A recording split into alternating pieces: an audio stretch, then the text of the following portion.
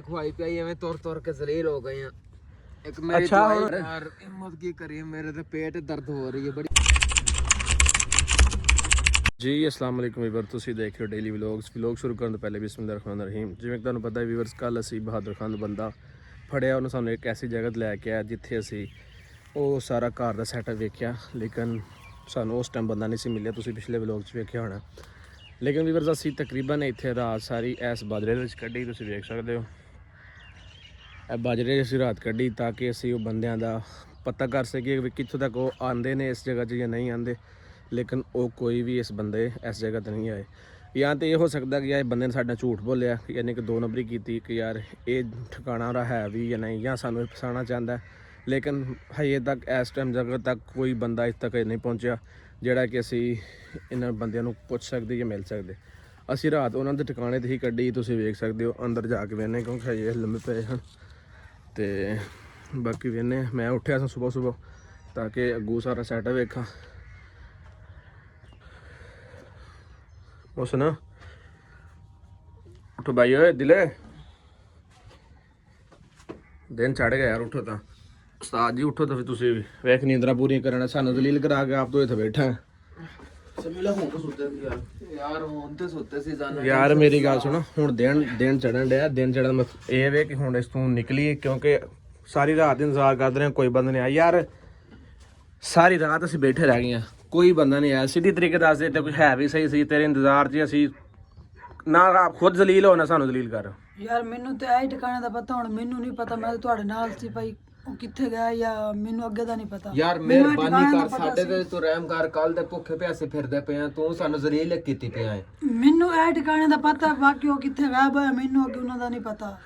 ਜਿਵੇਂ ਵੀ ਤੁਸੀਂ ਤੁਹਾਨੂੰ ਦੇਖਿਆ ਹੀ ਕਿ ਇੱਕ ਬੰਦਾ ਕਹਿ ਰਿਹਾ ਸਿਰਫ ਇਹ ਠਿਕਾਣੇ ਦਾ ਪਤਾ। ਅੱਛਾ ਯਾਰ, ਉਹਨੂੰ ਖੋਲੋ, ਉਠੋ ਤਾਂ ਕਿ ਅਸੀਂ ਮੂੰਹ ਹੱਥ ਧੋਵੋ। ਨਾਸ਼ਤਾ ਤੁਹਾਨੂੰ ਕਿਤੇ ਕਿਸਮਤ ਨਾਲ ਕਰਾਂਗੇ ਅੱਗੇ ਜਾ ਕੇ, ਤੇ ਕਿਉਂਕਿ ਇਹ ਸੈਟਅਪ ਜਗ੍ਹਾ ਦੇ ਵਿੱਚ ਐਸਾ ਕੋਈ ਸੀਨ ਕੋਈ ਨਹੀਂ ਹੈ। ਬਾਕੀ ਵੀਵਰਸ, ਅੱਲਾਹ ਪਾਕ ਖੈਰ ਕਰੇ। ਅਸੀਂ ਹੁਣ ਨਿਕਲਦੇ ਹਾਂ ਆਪਣੇ ਅਗਲੇ ਸਫ਼ਰ ਤੇ, ਤਾਂ ਕਿ ਇਸ ਜਗ੍ਹਾ ਤੇ ਸਾਰੀ ਰਾਤ ਇੰਤਜ਼ਾਰ ਕਰਦੇ ਰਹੇ ਹਾਂ। ਮੁੰਡਿਆਂ ਨੇ ਵੀ ਤਕਰੀਬਨ ਘੰਟਾ ਸੁੱਤੇ ਅਸੀਂ, ਕੋਈ ਕਿਸੇ ਟਾਈਮ ਉੱਠ ਪੈਂਦਾ ਸੀ, ਕੋਈ ਕਿਸੇ ਟਾਈਮ ਉੱਠ ਪੈਂਦਾ, ਤਾਂ ਕਿ ਅਸੀਂ ਇੱਥੋਂ ਦੀ ਯਾਨੀ ਕਿ ਆਪਣਾ ਕਰ ਸਕਦੇ। ਲੇਕਿਨ ਕੋਈ ਬੰਦਾ ਰਾਤੀ ਸਾਨੂੰ ਕੋਈ ਨਹੀਂ ਮਿਲਿਆ, ਇਸ ਕਰਕੇ ਅਸੀਂ ਹੁਣ ਕੁੱਤੇ ਸ਼ੁੱਤੇ ਭੌਂਕਣੇ ਬੰਦਾ ਮੈਨੂੰ ਲੱਗਦਾ ਕੋਈ ਆਉਣ ਡਿਆ। ਮੁਸਨੂੰ ਭਰਾ ਕੇ ਵੇਖ ਸਕਦੇ ਸਾਈਡ ਨਹੀਂ ਕੁੱਤੇ ਲੱਗਦਾ ਆਪਾਂ ਨਵੇਂ ਬੰਦੇ ਸਾਨੂੰ ਵੇਖ ਕੇ ਜਿਹੜਾ ਨਾ ਭੌਂਕਦੇ ਪਏ ਨੇ ਕੁੱਤਿਆਂ ਦਾ।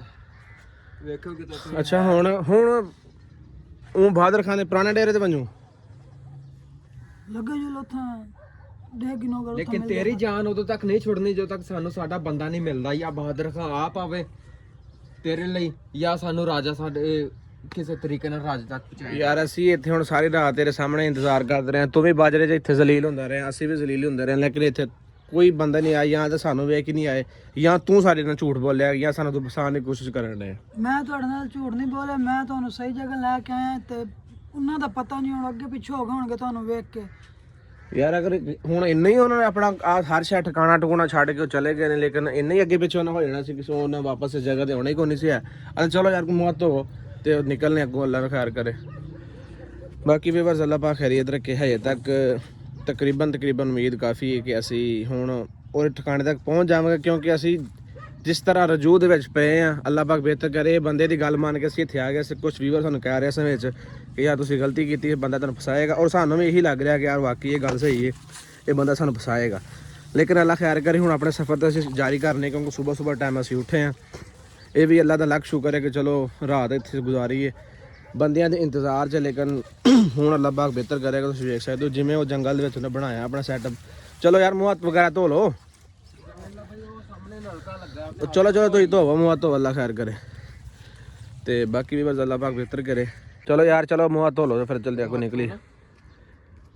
ਚਲੋ ਹੱਥ ਗੇੜੋ ਤਾਂ ਸਹੀ, ਪਾਣੀ ਮੈਂ ਧੋ ਕੇ ਤੇ ਗਿਆ ਪਰ ਠੀਕ ਪਾਣੀ ਆਉਣ ਡਿਆ। ਹੱਥ ਖੋਲਿਆ, ਹੱਥ ਧੋ ਮੂੰਹ, ਹੱਥ ਖੋਲ ਲੈ। ਹੁਣ ਅਗਰ ਬਹੁਤ ਨੱਚਣ ਦੀ ਕੋਸ਼ਿਸ਼ ਕੀਤੀ ਨਾ ਇੱਧਰ ਆ ਤੇ ਫਿਰ ਵੇਖੀ ਸਹੀ ਮੇਰਾ ਬਾਊ। ਇਹਦੇ ਉਤਲੀ ਸਾਈਡ ਤੇ ਖਲੋ ਨਹੀਂ ਭਾਈਦਾ, ਹੁਣ ਕਿ ਭੱਜ ਜਾਣਗੇ ਫੋਟੋ ਖੋਲ ਸਕਦੇ ਆ ਅੱਗੇ ਜਿਹੜਾ ਨਾ ਅਸੀਂ ਕਰ ਰਹੇ ਆ ਨਾ ਕਿ ਯਾਨੀ ਕਿ ਰਹਿਮ ਦਿਲੀ ਕਰਨਾ, ਹੁਣ ਤਾਂ ਨਾ ਕੋਈ ਨਹੀਂ ਹੋਣੀ ਹੈ। ਧੋ ਹੱਥ ਮੂੰਹ ਧੋ ਮੇਰਾ ਬਾਊ।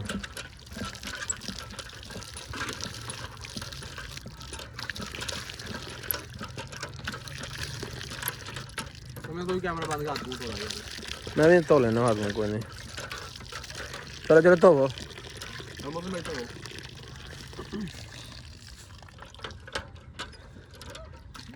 ਓਏ ਓਏ ਪਾਣੀ ਬੜਾ ਠੰਡਾ ਹੈ ਸਮਝ ਲਾ। ਜੇ ਆ ਕੀ ਕਰ ਸਕਦੇ ਭਰਾਵਾ। ਚਲੋ ਬੰਨੋ ਇਹਨੂੰ ਰਸਦ ਦੁਬਾਰਾ।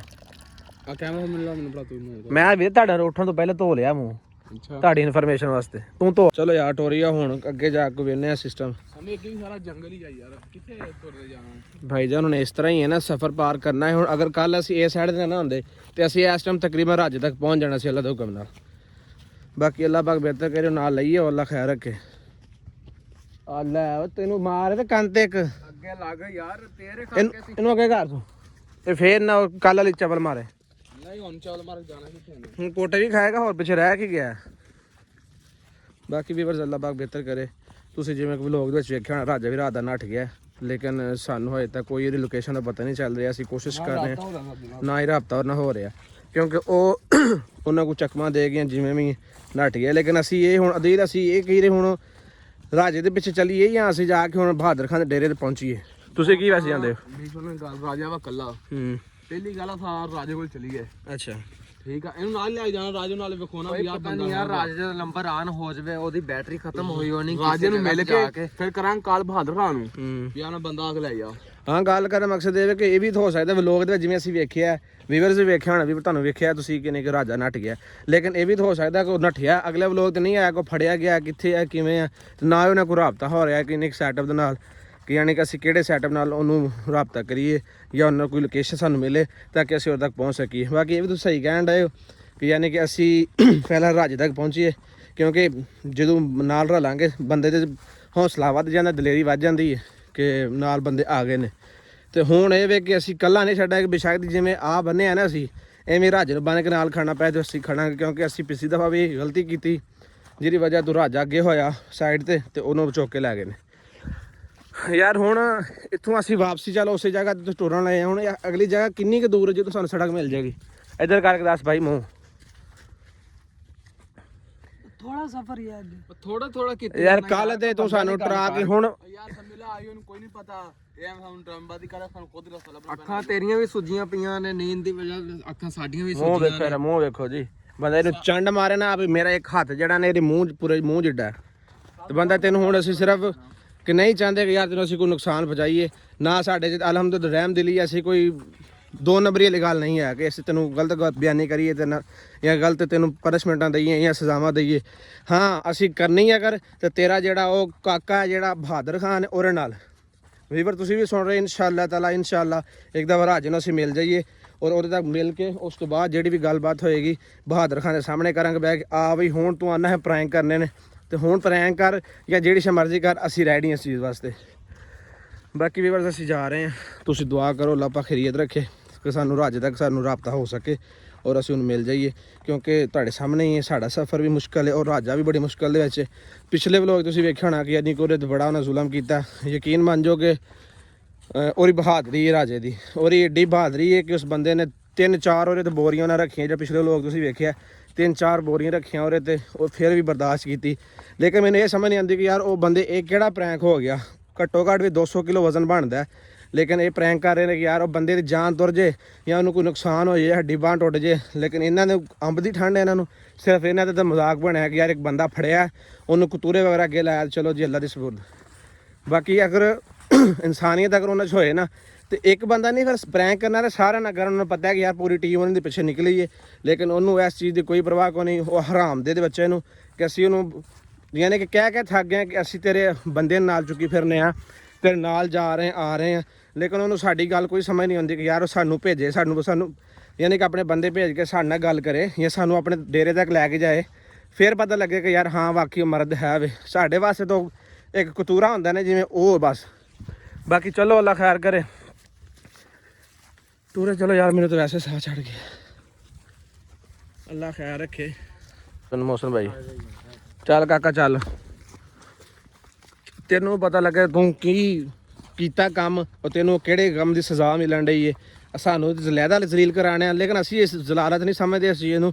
ਅਸੀਂ ਤਾਂ ਆਪਣੇ ਬੰਦੇ ਵਾਸਤੇ ਨਿਕਲੇ ਆ ਕਿ ਅਸੀਂ ਉਹਨੂੰ ਲੈ ਕੇ ਜਾਣਾ, ਅਸੀਂ ਜ਼ਲਾਲਤ ਨਹੀਂ ਸਮਝਦੇ। ਜ਼ਲੀਲ ਸਿਰਫ ਤੂੰ ਹੋ ਰਿਹਾ, ਇੱਕ ਸਿਰਫ ਪੈਸਿਆਂ ਵਾਸਤੇ, ਸਿਰਫ ਉਹਦੇ ਪਿੱਛੇ ਜਿਹੜਾ ਕੰਮ ਕਰਨਾ ਉਹਦੇ ਵਾਸਤੇ। ਹੁਣ ਤੈਨੂੰ ਪਤਾ ਲੱਗੇਗਾ ਵੀ ਤੂੰ ਜਿਵੇਂ ਕੱਲ ਦਾ ਸਾਡੇ ਨਾਲ ਪਰਸੋਂ ਦਾ ਰੂਲ ਆਂਡਿਆ, ਤੈਨੂੰ ਪਤਾ ਲੱਗੇਗਾ ਵੀ ਐਵੇਂ ਹੁੰਦਾ ਗਲਤ ਕੰਮ ਕਰਨ ਦਾ ਕੀ ਨਤੀਜਾ ਹੁੰਦਾ। ਇਹ ਵੀ ਲੱਖ ਸ਼ੁਕਰ ਸਮਝ ਅੱਲਾ ਦਾ ਕਿ ਅਸੀਂ ਤੈਨੂੰ ਗਲਤ ਤੇਰੇ ਨਾਲ ਕੋਈ ਹਰਕਤ ਨਹੀਂ ਕਰ ਰਹੇ ਜਾਂ ਤੈਨੂੰ ਕੋਈ ਪਨਿਸ਼ਮੈਂਟ ਨਹੀਂ ਦੇ ਰਹੇ, ਮਾਰਨ ਕੋਟਾ ਨਹੀਂ ਡੇ, ਤੈਨੂੰ ਸਜ਼ਾਵਾਂ ਨਹੀਂ ਦੇ ਰਹੇ। ਇਹ ਵੀ ਅੱਲਾ ਦਾ ਲੱਖ ਸ਼ੁਕਰ ਹੈ।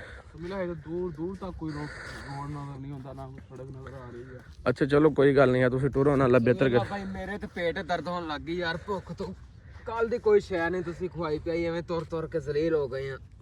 ਇੱਕ ਮੇਰੀ ਦਵਾਈ ਵੀ ਖਤਮ ਹੋਈ ਹੈ ਯਾਰ, ਮੇਰੀ ਗੱਲ ਸੁਣ। ਵੀ ਦਰਦ ਕਰਦਾ ਪਿਆ ਕਾਫੀ ਜ਼ਿਆਦਾ, ਦਵਾਈ ਵੀ ਖਤਮ ਹੋਈ ਹੈ ਮੇਰੀ। ਯਾਰ ਮੇਰੀ ਗੱਲ ਸੁਣ ਮੌਸਮ, ਹੁਣ ਇਸ ਜਗ੍ਹਾ ਤੇ ਕਿੱਥੋਂ ਤੈਨੂੰ ਯਾਨੀ ਕਿ ਰੋਟੀ ਖਵਾਈਏ ਨਾ ਤੇ ਹੋਟਲ ਘਾਹ ਹੀ ਪੱਟ ਕੇ ਮੈਨੂੰ ਖਵਾ ਦਿਓ ਕੋਈ ਸ਼ੈ। ਘਾਹ ਤੇ ਹੁਣ ਅੱਲਾ ਰਹਿਮ ਕਰੇ, ਅਸੀਂ ਕਿਹੜਾ ਕੋਈ ਇੰਨੇ ਕੋ ਅੱਗੇ ਜਾਣੇ ਕੋਈ ਸੜਕ ਕਿਤਨੀ ਦੂਰ ਹੈ ਯਾਰ, ਕੋਈ ਸਿੱਧੀ ਗੱਲ ਦੱਸ ਦੇ, ਤੇਰੇ ਸਾਹਮਣੇ ਬੰਦੇ ਸਾਡੇ ਜ਼ਲੀਲ ਹੋਣ ਡੇ। ਕੋਈ ਸਹੀ ਤਰੀਕੇ ਨਾਲ ਦੱਸੇ ਸਾਨੂੰ ਯਾਰ। ਹੁਣ ਤੂੰ ਹਿੰਮਤ ਕਰ ਯਾਰ, ਹਿੰਮਤ ਕੀ ਕਰੀਏ, ਮੇਰੇ ਤੇ ਪੇਟ ਦਰਦ ਹੋ ਰਹੀ ਹੈ ਬੜੀ ਯਾਰ। ਰੱਸਾ ਫੜ ਲਓ ਯਾਰ ਕਿਤੇ।